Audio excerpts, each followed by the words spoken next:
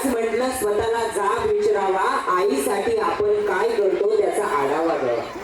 आपण पहाटे उठलोय आणि आई दुपारी असं कधी घडलंय की आपण पहाटे उठलोय आणि आई दुपारी असं कधी घडलंय? आपण जेवायच्या आधी आईचं ताट आपण कधी वाढलंय? बरं, तुम्ही घरी येताना आईसाठी कधी काय आणता?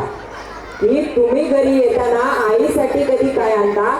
बरं, तुम्ही सांगा तुमच्या आईचा फेवरेट कलर कोणता?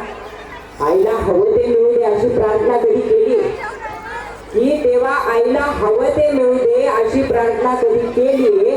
पाहिलं का आई शेवटची कधी ऑनलाईन आली? तिच्या बर्थडेची पार्टी तिच्या मैत्रिणींना बोलून देतो, हे सगळं ती करते बरं का। ही तिच्या बर्थडेची पार्टी तिच्या मैत्रिणींना बोलून देतो, तिने केलेला पसारा आपण कधी आवडतो? तरीही बाळाला कोणी बोललं तर तिचं मन येतं भरून। आपण काहीही करत नसताना तरीही बाळाला कोणी बोललं तर तिचं मन येतं भरून।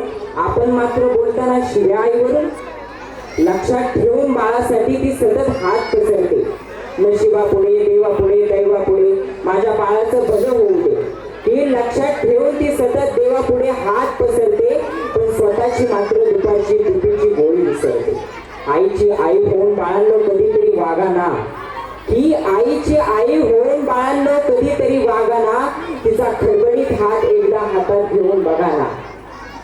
कितीही कर्तृत्व गाजवा तुम्ही तरीही झेप कमी पडते, की कितीही कर्तृत्व गाजवा तुम्ही तरीही झेप कमी पडते। आईनेच कडेवर घेतल्यावर आपली उंची वाढते। मग उगाच कशाला त्या अध्यात्म आणि श्रद्धेच्या गप्पा हलता? मग उगाच कशाला त्या अध्यात्म आणि श्रद्धेच्या गप्पा हलता? आईच्या पोटी जन्माला येतात मग देव कुठे म्हणतात? आईला सतत तिच्या मुलांचा ध्यास, त्यांच्या प्रेमाची धुंदी, की आईला सतत तिच्या मुलांचा ध्यास, त्यांच्या प्रेमाची धुंदी।